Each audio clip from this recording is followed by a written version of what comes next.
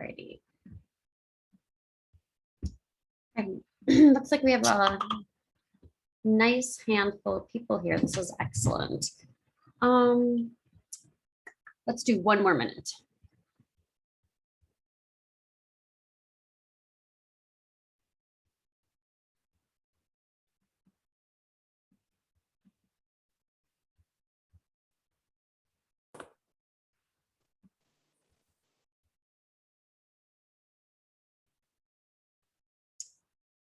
All right, we all ready to start in? Welcome you guys to DC Octo admin training number 2. We're super excited to have you guys here today and to be going through our second admin training. First of all, we'll go through a quick little agenda of what we're going to go through today, and then you can meet the Granicus team and know who your presenters are today. So Zach, if you would go to slide 2, please. Thanks. All righty. So the agenda today is we're going to meet the team. We're going to learn how to create emails, templates, anatomy of an email, and best practices and examples. Did someone have a question? I believe he took a step in our evolution. Bill has convinced himself otherwise, and frankly, it makes a strong case. Okay. Managing emails, topics, questions, and categories, optimizing emails, and then My research. we'll have a Q&A. That's the governance guide and upcoming trainings. Can you guys hear me okay? Okay, great. So that's our agenda for today, and we will quickly just introduce who we are. Zach, He's behind the counter. He looks. hey, Liz. Just want to remind everyone, if you can mute your microphones, we'll have questions for later on. Thanks. Thanks, Zach. And then if you would go to slide 3, Zach, that would be awesome. All righty, and this is our team. I'm your project manager for Granicus, and I've been with DC Octo for probably like half a year now, and really enjoying working with you guys. Next, I'll let Zach introduce himself. Hi, I'm Zach Schwartz. I'm a digital marketing program manager. Very excited to be leading this training with Janice and Tammy. We're going to get into exciting stuff about managing and creating and optimizing emails. That's going to be great. I've been with Granicus for just about a month now, so that's where I'm at. And Janice, are you here? Yeah, I'm here. So I'm Janice. I'm a digital strategy specialist at Granicus. I've been working for Granicus about 2 years now, and just like Zach, really excited to be conducting this training with Tammy and Zach and to you guys. Okay. Thanks, Janice. So this is our team for today. If you guys have any questions, you can put them in the chat channel, and I'll be monitoring that during the session. And and then we'll have a Q&A at the end. So Zach is going to start us off here. So Zach, I will let you take it away. Thank you so much, Tammy, and welcome to all the govDelivery administrators. As Tammy said, this is our second session in our training series, our second of 4. And today we are going to be focusing on creating emails, managing emails, and optimizing. So let's get started with creating emails in govDelivery. So jumping right into it. To build an email in govDelivery, you're going to want to start with a template. A template is a quick, ready-made layout that are there to streamline the process of making an email. Templates includes things, they include a logo, spaces for images, call to action buttons, other design elements that are all laid out for you, so you don't have to design a new email every time you want to send a message. The DC account in govDelivery has over 500 ready-to-use templates for all different topics and events and audiences, all the different times you might want to be sending an email. You can find these by selecting the templates tab in the left-hand navigation bar in govDelivery. These are here some examples that we've got on the right side. You can see there's a an announcement, a press release, a newsletter, kind of give you an idea of how these are all templated out and all include things like the logo, and they include things that are you can mix and match and use these design elements. You don't have to create your own HTML every time you go in. And consistently using these templates that have recognizable visual elements like this helps to establish a brand, helps to give your subscribers a chance to identify and anticipate your content. When your email lands in their inbox, they'll be able to immediately know that it's from you and what they expect and where to find the information that you're trying to give them. To create a bulletin, templates come into play when you start creating your bulletins. And I think you're going to see the value of these templates right away. Bulletins, just to be clear, bulletins is what we call emails or SMS messages. I might use those terms interchangeably, but within govDelivery, you're going to see those called bulletins. Just think of that as being emails or messages, things that you send. And there are two ways to create bulletins. There's the standard bulletin editor and the advanced bulletin editor.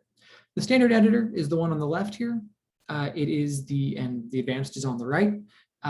We recommend, and the district also recommends, that you always use the advanced bulletin editor. And we're going to get into why in just a moment. Generally, the advanced editor will give you more options and an easier way to build your emails.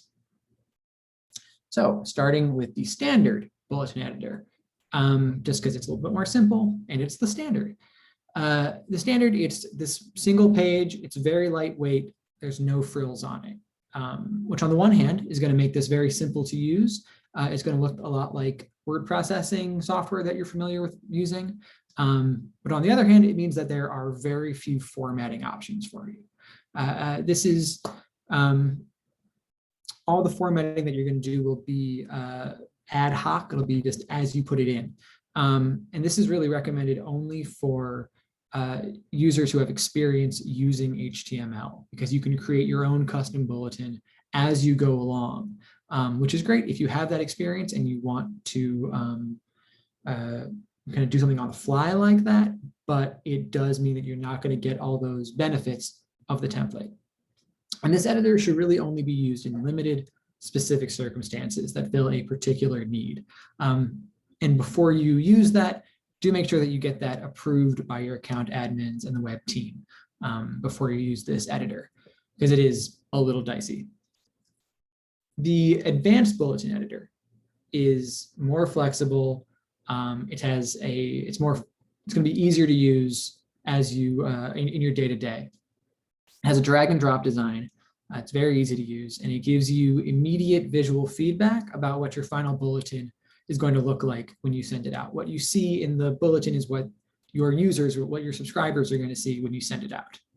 So with the advanced editor, you can select one of the templates that are already made for you, that are in your account, and you can adjust it as you need by dragging content blocks. You take this content menu, take this content menu over here on the right, and you can drag those content blocks into your editor. You can move them around the editor as you need, move it up or down, however you choose. And that will be a real easy way to go about that. For example, if you have a CTA button and you want to move it up on the page, you just select that content block with the CTA button and you kind of drag it up and everything will adjust to fit it. So this is why it's pretty much always preferable to use the advanced editor when you're building a bulletin. Janice, I think I'm going to hand it over to you. Oh, thanks, Zach. So as Zach noted, yeah, you guys have a lot of templates within the account, but we just wanted to go more in depth about like what are all the different components within the templates. So first off, there are three main components of an email. As you see on the top, there's the header. It's like that blue rectangle that you see. It's really just like the introductory portion. It's like the first thing that someone would see when an email pops up into your account. I mean, not your account, into like an Outlook or like a Gmail or anything that you use to like view an email.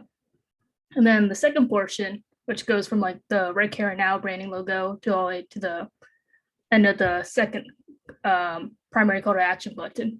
That's called like the body, you know, it's like that main section with the key message and really the call to action to drive people to a landing page or a particular destination for the email. And then the last piece with the DC FEMS logo and the DC government logo on the bottom is actually the footer. That really just provides opportunities for subscribers to update their subscription or any other additional information that you might need, whether it's like the point of contact of an email, a phone number, address. And then something that you'll also notice for like the rest of this like section of creating emails, you see these green diamonds on the side of these bulletins, and it's just like calling out best practices because we want to like put an actual definition and example of what we mean by best practices versus just constantly just saying it. Yeah, so we can move to the next slide, Zach. Great, thanks. Yeah, so we're gonna like talk more into detail about these different components. So first off, we have the header. There's 3 main components of it. There's the from address. Yeah, and that's usually the first thing that somebody would see. It's like either a name or an email address, like the name of an agency. So in this case, we're using the DC Fire Department as an example. Then the second piece is a subject line. So this is what would grab the subscriber's attention or the reader's attention and really encourage them to open the email. And then the third portion is the pre-header, which gives you more information, or it's kind of like a teaser about your email. And so it's kind of like a secondary way to really grab the audience's attention. And then we also added like, if you look at the bottom left-hand corner, there's like the inbox view in Gmail. So that's just like kind of like where you're actually seeing the email. So if you're looking at it, if you have a Gmail account, for instance, and the subscriber would see the from address on the left-hand side, the subject line, which is the black bolding text in the middle, and then the gray text is the pre-header. And so that's essentially what the subscriber is viewing when we're referring to an email header with all these different components.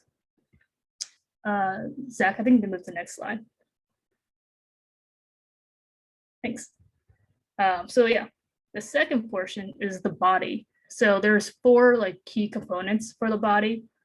First off is the header, or like not like the header, but like the branding portion. So in this case, it's the Right Care Right Now program. It's got the nice logo on the side and then the actual name of the program.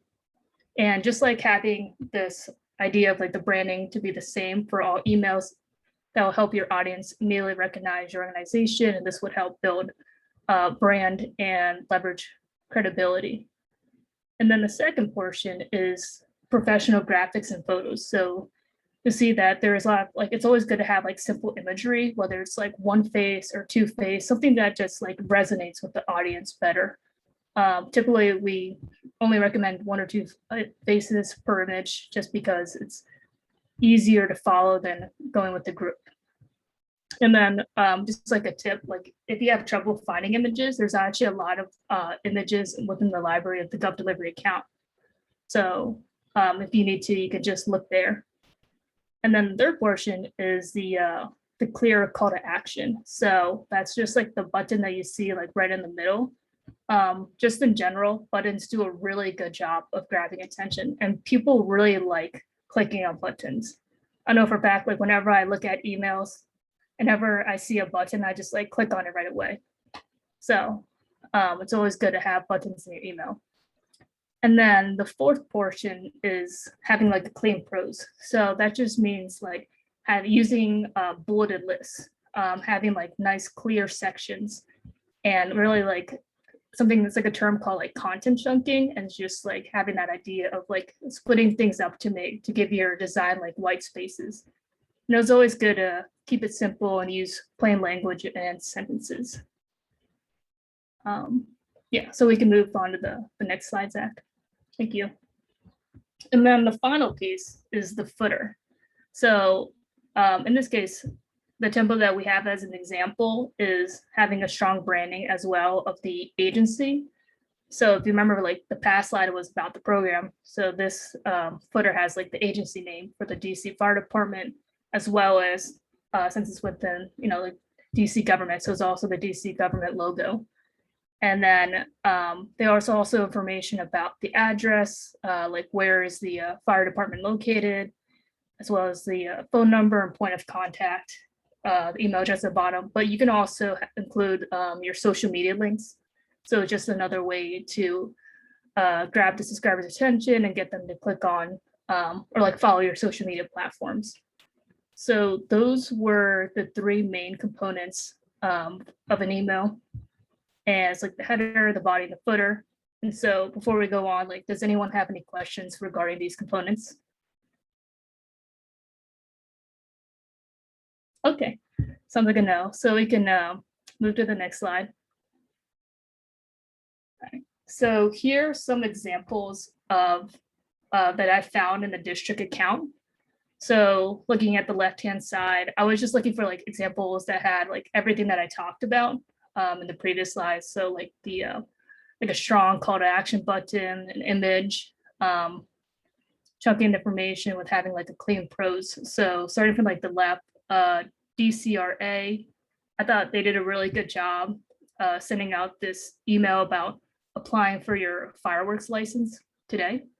I really liked that there was like a header that was like center aligned, and then all the information were aligned on the left hand side, and they had like a nice prose like right in the middle, having like these bullet points, and then at the end is a call to action button. And then in the middle, there's an email about like nightlife coming back, and that you can like RSVP for information or for like an event. And I actually really like this as well. I like the image a lot, like the fact that it just says nightlife and it really flows together. And then the button in general, like the color matches with the image in the center, so it has like consistent branding. And this one also has bulleted lists. And then the last message on the right hand side, very simple, very clean, a lot of like really nice white space. Also, that was really cool to have the actual event information like right at the very top, so people would know like, oh, this is the event.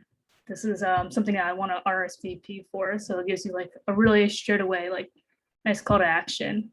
Something that I'd also noticed with all these messages is that all the buttons are like kind of at the bottom. So something I do recommend for like the future, if you guys like are sending out messages and you want to include like buttons, sometimes it might be good to like pull it higher up. So just in case like the reader doesn't go all the way to the bottom, they'll be able to see like the clear call to action right away and be able to engage with your messaging. So those are all the best practices I wanted to point out for some of these emails. And then Zach, I believe it's you'll take it away with other examples. Yep, exactly. Thanks, Janice. So these best practices that Janice was telling us all about, they hold true even outside of your government communications. You're going to see them all across all types of emails that you'll receive. These are a couple of ads for products and a newsletter. And you can see, again, they're using big imagery, professional looking imagery that includes the brand elements inside of them. And they're going to have very clear calls to action. There's social media footers on the ads on the left, and very concise text throughout. This one on the far left hardly has any words at all, just image, extremely concise, and CTA. And the newsletter on the right, which I wanted to highlight, because your newsletter is always going to have more text than something like an ad will. It's just the nature of a newsletter. And there you can make sure that you are using discrete chunks of text, concise prose in discrete like blocks with some space in between them, so that the user is never getting overwhelmed. You're never seeing just like a block of text that you don't know where to start with. You've got your bolded headers to draw the eye, and a few bullets in there just to make sure that you are getting drawn in. It has a clean design, it has consistent branding and colors, and then there's that big big call to action right at the bottom, support our thing, with that big same color block. And then I'm gonna keep going. And these are some more examples. Those previous examples we looked at were all in a single column, and these are a little bit more complex. I just wanted to show how these best practices can be used with a bit more action and a bit more complexity in your email as well. These are using 2-column layouts, but again, we're seeing consistent branding, we're seeing bolded headers, we're seeing discrete sections and distinct blocks that users can immediately get to see the information that you want to, they can pick out the most important information very quickly. And what we're doing kind of throughout with these different best practices is guiding the reader's eye around the page without making them get overwhelmed or get lost or lose interest in what we're having to say. There's many different ways to do that, and these best practices are really just a guide to keep your readers engaged with whatever content in whatever template that you use. Janice, did you want to go ahead? Oh, yeah, sure. Yeah, so we wanted to include a real world scenario, kind of like almost like a live demonstration, so to speak, of templates. So this message, it may seem familiar to you guys because it's one of the first messages that we sent as part of our like educational campaign to promote the governance guide. As you know, this presentation is all about encouraging you guys to use to like learn about govDelivery, but also to use the governance guide and download it. And so we're going to use this as an example. Essentially, if you've like opened the email, then you already know the answers. But essentially, we have this message. We created it's all the copies all the same, but what makes it like difficult to read or difficult to look at this type of bulletin is that it's kind of hard to read. So we wanted to ask you guys if anyone wanted to call out like, oh, are there any other practices, best practices that we could follow based off what we just talked about that could be improved for this this message? Does anybody want to shout out some like ideas? Or feel free to put it in the chat. Or yeah.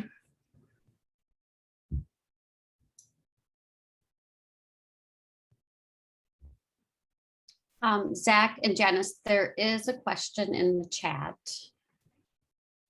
I see, yes. Do we have a template for brochures? Let's follow up with, I'm going to put a pin in that if you guys don't mind. And Calcano, and we'll come back to that one. Thank you. Absolutely. Wanted to see what I'm seeing here is we need more white space and some graphics. So Allison says the download guide could look more like a button. We need more buttons, lots of buttons. Dennis, I think you agree. Yeah. So if you click a couple of times, Zach, the best practices or the what's called? I call it like opportunities for best practices will show up. I think you click 4 more times and then. Like people are saying it, more white space, difficult to read. We can block that out. Don't center all the text. That's a good call.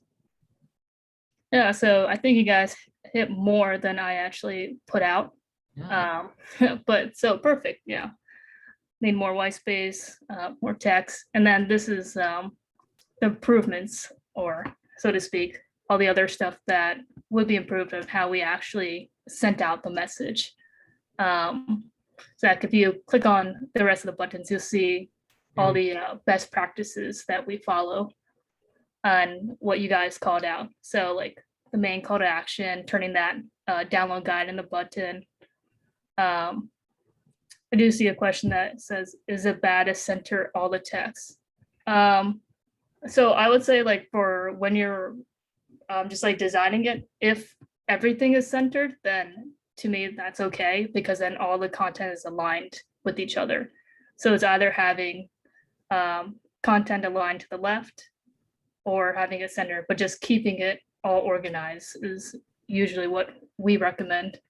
And then having like the header as the center. Usually that's what I usually like to do. Zach, do you have anything? Yeah, just that when you, like Janice, like you were saying, if you keep everything left aligned, it does make your button pop just a little bit more because your button is the only thing that is centered. It's got a lot of white space around it and on both sides. Makes the button and your single call to action a little bit more intense, a little bit more pop. I think if you have a lot of text, centering starts to look a little, not confusing, but it doesn't scan just as well. We all learn to read left to right. So if you have this amount of text, I would go left to right. But I think in some of those examples we used with like very, very minimal text, or I think the event call out had some just straight centered text. It really, I find that centering text works better to offset other things. But once again, these are best practices and they are guides, but they're not, I don't want to say that it's an every time thing. It's a guide.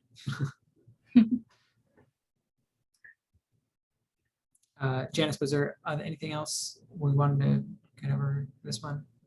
Or any other questions about how we might continue to improve? There's a question that says, explain center alignment versus ragged alignment. I'm not familiar with the term ragged alignment. Janice, do you? I think like what I took away from that was like ragged alignment in terms of like if you have center on one side and the bottom being left aligned or right aligned, or whoever asked the question, let's see, Jocelyn, is that what you're referring to?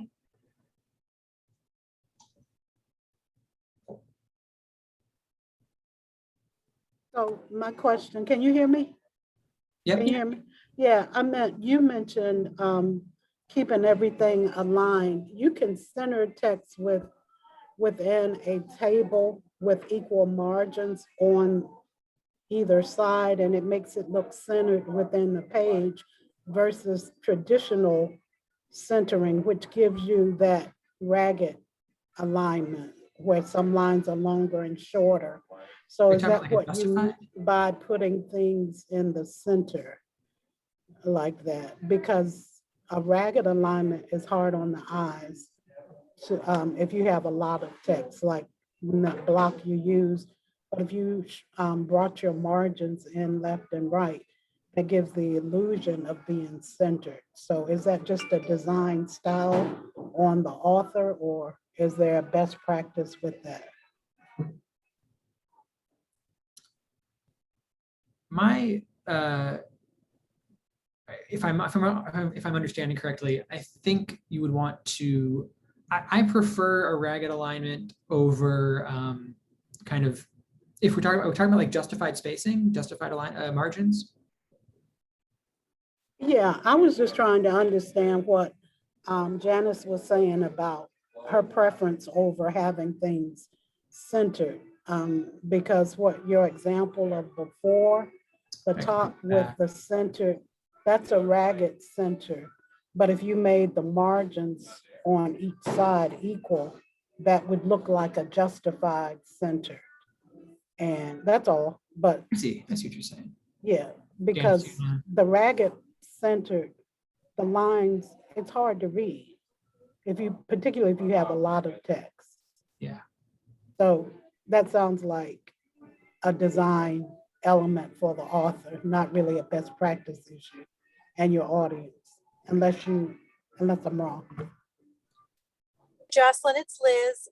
I think you have a good point, and I think it really depends on the message.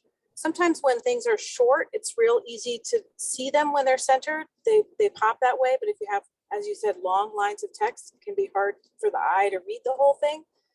I think Granicus govDelivery does a really good job because those templates are narrow enough that you're not losing that first line, but that you're not losing, your eye can go to the next line because it's not too wide. So I think it kind of varies by message, but you can play around with it and see if you like the way it looks. Oh, yeah, thank you. Thank you, Liz. And I think that's right. For all of these, what we're looking for is that ease of reading. So that's going to be your watchword is make sure that it is easily accessible, easy to take in. If you feel like, oh, I'm getting lost, stop, take a look at what you're doing, and maybe that's time to do the ragged alignment or change something up. So thank you, Jocelyn. Okay, I'm gonna keep going. Oh, I think this is me. Sorry, got it for a second. So yeah, managing emails. So this is the next thing we're going to talk about. Zach, we can move to the next slide. Oh, thanks. So yeah, so for managing emails, there's 3 main things to look at. First, it's about creating your topics. You want to use topics so your audience can receive information about a particular issue. Essentially, the topics are just individual lists of people who have specifically chosen to receive information about the particular issue. I guess, sorry, I got distracted with the chat. Oh, okay. Oh, good. No, oh, sorry. Zach, I have to go back for a second. And then the second portion, it's okay. To grow your audience. So we encourage your audience to sign up for district emails or just to upload your own subscriber list. And the last component is auditing your list. So you want to periodically audit your list to make sure they align with their communication priorities. And then we can move to the next slide. So here's a process or your process and instructions to really add a topic or create a new topic. So essentially it involves 4 different steps. First, all new topics must be approved by the DC government. Second, the web team in the office of the chief technology officer is responsible for approving all topics. And then third, you can just send an email request to that email address you see, webteam@dc.gov. And then in the subject line, just write request for new topic request. So they'll be on the lookout of what that entails or what the message is for. And then the last thing is you should just keep in mind just to have a use case, new content in mind, what is this topic actually used for? Why do you need it? And what's the purpose of it? Just to make sure that your current topic list doesn't overlap with this new topic. But all this instructions, if you can't remember it here, it's also listed in the governance guide. So we can go to the next slide. Thanks. So here are a couple ways to grow your audience and to help your subscribers actually register for district emails.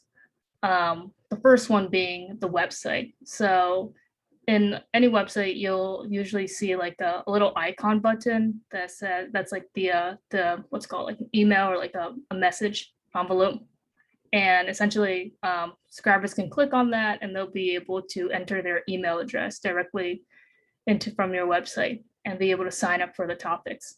And then the second portion is an overlay. So if you ever go onto any website and you'll see a pop-up, a big square, and it says oh, enter your email address to sign up for updates. So that's another way for a subscriber to sign up for your account through an overlay. And then third one is to leverage your network. So within the subscription page, after you sign up for certain topics, if a subscriber signs up for a topic, then they'll hit on the next button and they'll be taken to another page that directs them to all the different types of topics within your network or agencies within the network. And so the subscriber will be able to not just apply to or sign up for, say, the DC Fire Department, but also to DCRA or any other agencies within the district account. And then the fourth one is just uploading as a subscriber. So if you have a set of data within your organization, you can automatically just upload them to a topic. And then the last one, this one's kind of one that we added. It's to promote within your bulletin. So sometimes, let's say if you're promoting about, the example we had earlier, applying for licenses, and then if you have another topic about renewing licenses, you can ask people oh, you can have for more information. You can add a sentence for more information on applying for or renewing licenses, click here to receive updates. And so that's just another way to get people to grow your topics. Yeah, so we can move to the next slide.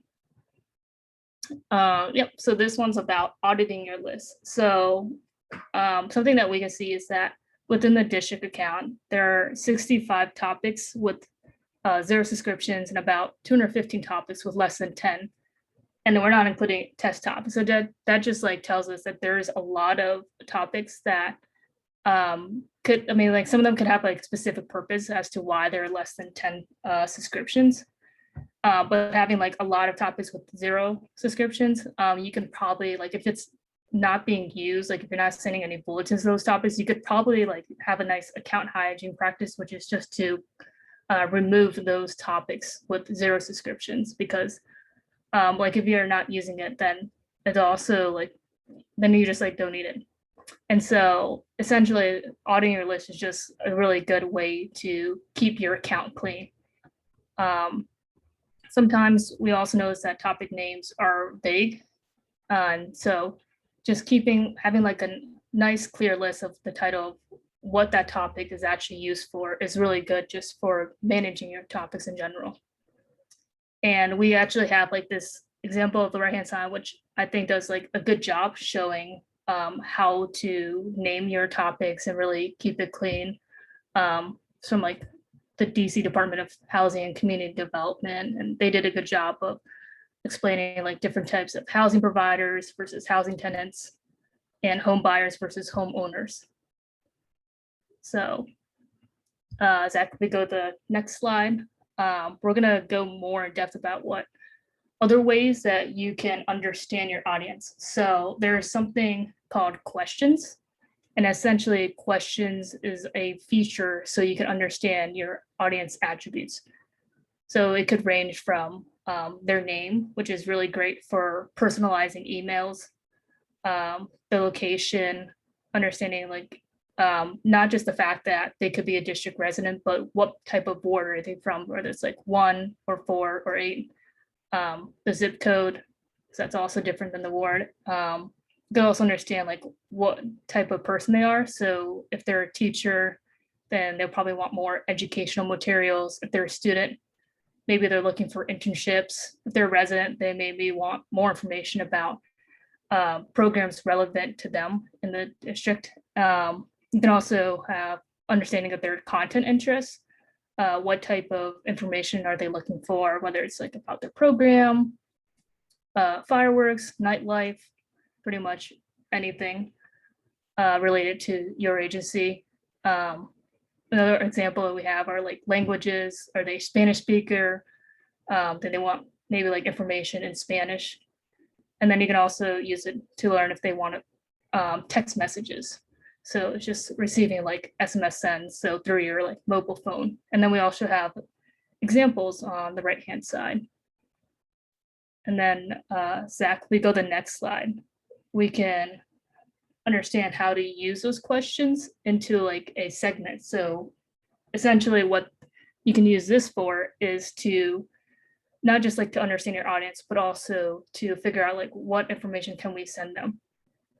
So an example of this is the DC Fire and Emergency Medical Services. They have something called, they segment their audiences by callers. So they have like first-time callers and repeat callers. Essentially, repeat callers are people who go through like the 911 and then they've called multiple times. And so the way we segment them is that we have a specific topic for them, but then we have of like information about them. So if they've gone through the system a couple of times, they have like a specific response code of what they are and whether they're a repeat or not. And so you can see like the example on the right-hand side of what that means. And then the other ways is just to understand different types of, say if they want to understand like different types of messaging, then we can also figure that out. So there's a lot of different ways to use segments to be able to understand your audience, like segments and questions. Yeah, so I think that's it for segments. Zach, I think you'll be talking about the categories. Yeah. Thanks, Janice. I guess I want to stop real quick though. Were there any questions about segments? Some of that was getting a little bit more technical. I just want to check. Any questions so far? Okay, great. Thanks. So categories are another way to keep everything organized. The district currently has 100 categories that are used to group topics that have similar lists together, similar focuses or points of view. For example, you might have a category for traffic alerts, and underneath that you'd have topics that focus on particular roads or highways. So this allows you to, it's mostly on the back end. You're not going to see this. Your users or subscribers won't be seeing this. This is just for you as an administrator. This allows you to find specific topics that you want because there are, as we said, I forgot how many hundreds of topics there are, but you can quickly find the topic that you're looking for by keeping them in a category. So things like city services, grants and funding, licensing and regulation, all of these are different categories. And if you want to send a bulletin to a topic that would relate to licensing, looking under that category would be the first place to go. And here you can see some of the categories laid out with their topics beneath them. On the left is the DC Fire and Emergency Medical Services category. And underneath that, you can see that there are a few different topics related to particular aspects. So it's just a way to keep everything organized. You have your much broader topics like the Fire and Emergency Medical Services Medicaid enrollees. You can see that has over 233,000 subscribers. And then there's much more, maybe more niche things, news clips. The newsletter has fewer subscribers there. It's the difference between, but they're all together because they're all related to DC Fire and EMS. Similar under the Alcoholic Beverage Regulation Administration. Sorry, a little bit of a tongue twister there. It's just a way to keep all the topics nice and organized. To add a category, first of all, whenever there are new topics, a new topic is going to have to be in an approved category. So there aren't extraneous topics just outside of categories that are difficult to find. If you want to add a category, there are a few steps you're going to need to take first. You'll first need to get permission from the account admins on the web team. You can reach them there at webteam@dc.gov. And then in order to appear on the subscription page, the new categories must be cross-listed in one of the approved categories. Again, the web team is there to help you get that set up correctly. Any questions there on categories? Keep on going. To how to find the governance guide. All of this is available. Everything we've talked about today is available on the governance guide, which you can access by visiting the DC Octo site at octo.dc.gov, which it's listed under the training and support page under connect to district data and web services. And I will just take a moment here and try to access that so everyone can see how we get it. So if you bear with me, can everyone still see my screen? Yeah? Yes. Okay, great, thank you.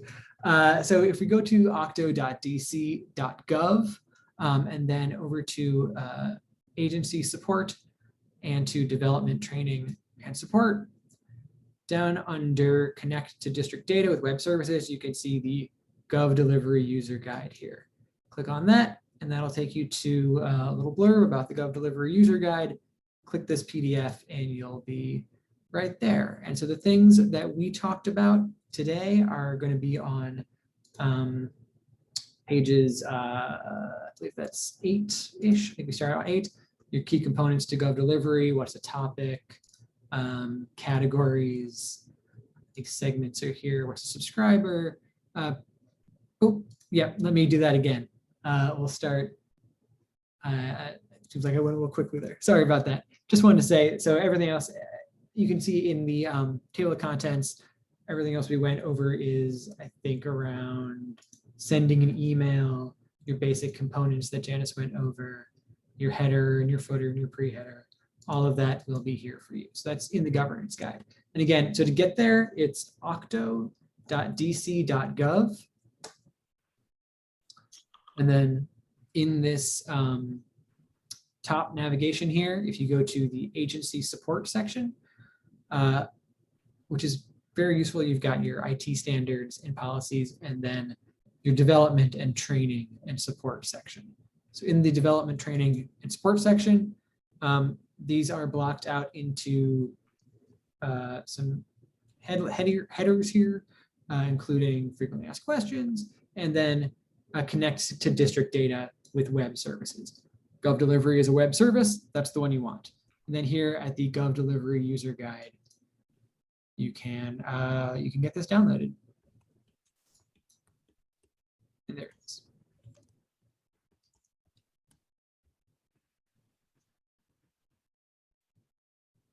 With that all good?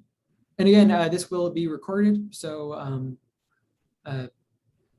this whole thing will be recorded, and you'll be able to access this whenever you need.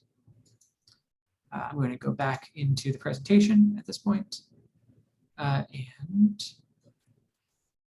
I'm going to go back into the presentation, and please bear with me as I go all the way through. Liz, you will have a copy. Do you want people to reach out to you if they want a copy of the recorded sessions?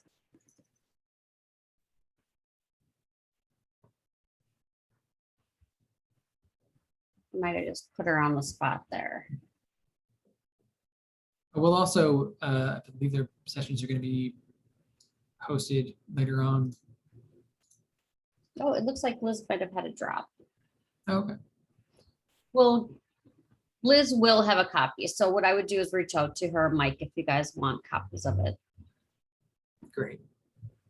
Thanks. Okay, so now moving on from managing emails to optimizing emails. And I'm going to take this one a little quickly. We are getting there on time.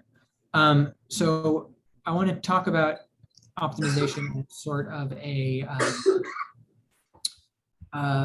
as a practice and as a discipline. The method is going to be the same, essentially. The steps, the foundations are going to be the same no matter what you're doing. So I want to take as an example, send time optimization, which is one of the best ways to start optimizing your emails. You can experiment with different send times. And when we say send time, we're talking about if you have a regular email that goes out every Tuesday, goes out every Tuesday at 10 a.m., maybe you want to change that time up and see if it changes your open rates and things like that. So experiment with different times, find the best time to reach your audience, and start by considering your audience. What do they want? Where are they generally going to be throughout the day? If you're reaching an audience that works in an office from 9 to 5, maybe they're at their desk looking at an email in the morning, and you want that email to be in their inbox when they sit down. Maybe you want to send it to them at 8 a.m. Or if you are considering what the action that you want your audience to take is, because that's why we send these emails a lot of times is. Sometimes it's to inform, sometimes it is to get an action to be made. You don't usually want to count on people remembering to take your action hours after you tell them about it. I don't know about you, but I get a lot of alerts from things like Uber Eats around like 5 or 6 p.m. because they know that I'm thinking about dinner right then. So they send me an alert so that I'm thinking about dinner, and I look at the alert and I say, okay, yeah, maybe I will order out today. They want me to take that action pretty much right when I get the message. Something to consider. So what you're going to do is we're really just going through the scientific method here. If you remember from like elementary school, when you did your, if you did like the science fair, what we have a hypothesis, which is that I would like to get an email first thing in the morning, so it's right there in my inbox when I sit down. Then you're going to test it.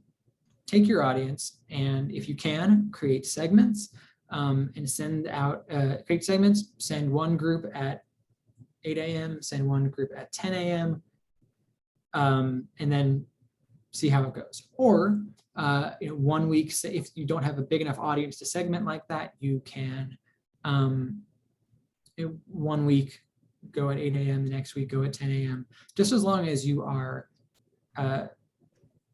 keeping things as close to, you don't want to change too much too quickly. That's what I'm saying. So you want to divide that audience and then send your email out and then examine the results. And these results are going to be available to you in the bulletin detail report and other reports that we're going to go more in depth on in our next training. I do see there's a question here about explaining the difference between open and unique opens.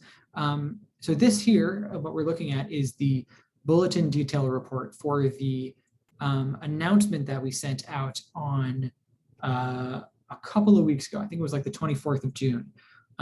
We sent it to 271 recipients. 62 people opened it. So the open there is that, actually, sorry, I take it back. There were 62 opens, which means that the email had been opened 62 times. And unique opens is the number of times that one particular person opened the email. Let me take this again. What I'm saying is that if I open an email, that is one unique open and one open. If I open an email 5 times, that is one unique open and 5 opens. So opens measures the number of times that the email is opened just at any point, and unique opens measures the number of people who are doing the opening. So that's the difference there. Let me know if that makes sense in the chat, Jocelyn. So, right. Once you look at that report, you're going to take a look at the report. You're going to see, did you get more opens than you usually do? Did you get fewer opens than you usually do? And use that information to guide your next send. Test it again. You're always going to want to continue optimizing and continue testing. And so in this example, we're talking about send time, but really you can do this with pretty much anything about your template or with your email. If you usually have your call to action button, below the first paragraph, try putting it above the first paragraph and see if you get more clicks on that button than you usually do. And all of this is going to be that same process. Make a hypothesis, try it with half your audience if you can, and then look at the results and test it again. Does that, so that's really the essence of optimization there. It's always going to be looking for changing one particular thing at a time. You never want to change multiple things, because if you change too much too quickly, you won't be able to say, this is the change that we made, and this is what caused the difference. And then you're going to look at your reports and see which thing performed best. And we're going to get more into those reports in our next training. Are there any questions there on optimization? And again, being cognizant of time, I want to make sure that we have continuing on. Our next training is going to be on July 29th. We're going to talk about reporting and actionable insights. So that's going to be, again, digging into those reports and looking at how we can find our next move, find recommendations coming out of those reports. And then after that, in September and mid-September, we'll be looking at best practices for email writing more in depth. Are there any questions? That's all we have. Thank you so much for your time and attention today. Yeah, I want to open it up for questions. Janice, is there anything else you wanted to hit on before we throw it open? Oh, nothing for me. Open for questions.